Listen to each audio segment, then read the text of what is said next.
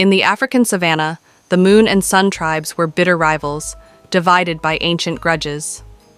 Nia, the Moon tribe chief's daughter, and Kofi, a warrior from the Sun tribe, defied tradition by falling deeply in love. Meeting secretly at the Whispering Lagoon, they dreamed of unity, despite warnings of divine wrath. When their love was exposed, war broke out. During a solar eclipse, the tribes clashed at the lagoon as Nia and Kofi pleaded for peace. A divine lightning strike ended their lives, leaving behind intertwined trees as a symbol of their love. Overwhelmed by guilt, the tribes made peace, honoring the enduring legacy of unity and sacrifice. The price of forbidden love. In the heart of the African savanna, there lived two rival tribes, the Moon tribe and the Sun tribe. For generations, they had been locked in a bitter feud, their lives dictated by ancient grudges and sacred laws. Yet, amidst this enmity, an extraordinary love story unfolded, a tale of defiance, sacrifice, and the unyielding power of love. Nia was the daughter of the Moon tribe's chief, Obadele. She was the pride of her people, her beauty and grace rivaling the stars they revered. Her ebony skin shimmered under the moonlight, and her braided hair, adorned with golden beads, reflected her tribe's wealth and status. Nia was destined for greatness, expected to marry Jabari, the Moon tribe's fiercest warrior. But Nia's heart yearned for more than the life her father had planned. Kofi, on the other hand, was a warrior from the Sun tribe, known for his courage and wisdom. His people worshipped the sun and drew strength from its fiery light. Unlike his counterparts, Kofi harbored dreams of peace, though he knew such a dream was impossible under the weight of tradition. One fateful night during the Moon Festival, where Nia's tribe gathered to honor their ancestors, Kofi entered the Moon tribe's territory disguised in ceremonial robes. He had been sent to spy on their sacred rituals, but as he watched from the shadows, his eyes fell upon Nia. She danced with a grace that seemed otherworldly, her movements a perfect harmony with the rhythms of the earth.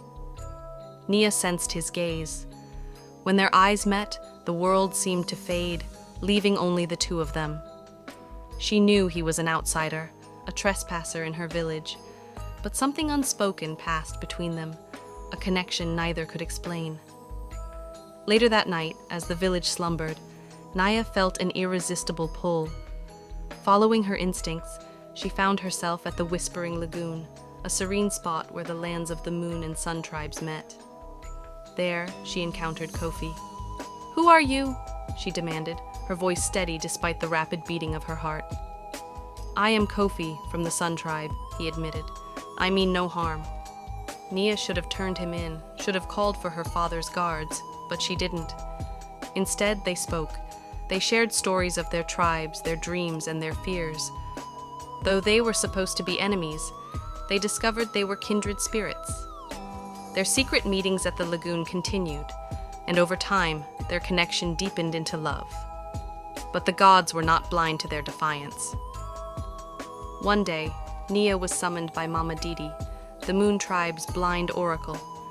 The old woman's voice was grave as she warned Nia of the consequences of her actions. "The moon and the sun cannot share the sky," she said. "If you pursue this love, the wrath of the gods will be unrelenting. The price will be more than you can bear." But Nia's resolve did not falter. "Love is worth any price," she said. Unbeknownst to Nia and Kofi, Jabari, suspicious of Nia's absences, followed her to the lagoon and discovered her secret. Furious and betrayed, he informed Chief Obadele. The tribe was outraged, and the chief declared war on the Sun tribe to avenge the dishonor brought upon his family. On the day of the solar eclipse, a sacred event for both tribes, the two armies gathered at the Whispering Lagoon, weapons drawn and tempers high. Nia and Kofi stood together before their people, begging for peace. "Our love is not a crime," Nia pleaded. "It is a bridge between our tribes. Do not let hatred blind you to what we can become together." But her words fell on deaf ears. As the eclipse reached its peak, the sky darkened and the earth trembled. Thunder roared, and lightning split the sky as though the gods themselves raged against the defiance of tradition. In a final act of defiance, Nia and Kofi embraced, their love unwavering even in the face of death. A bolt of lightning struck the lagoon, and when the light faded, they were gone. In their place stood two trees, their trunks intertwined. One bore silver leaves that shimmered like the moon, the other had golden leaves that blazed like the sun.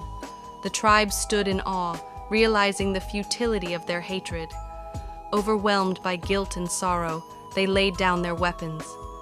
From that day on, the Whispering Lagoon became a sacred site, and the intertwined trees a symbol of unity and sacrifice. Though Nia and Kofi were gone, their love endured, a testament to the power of hope and the possibility of a world where love could conquer all. And so, the moon and sun found harmony, their paths forever joined in the hearts of their people. It's the final curtain. Enjoyed this video? Give it a thumbs up, hit that subscribe button, and share the excitement with others.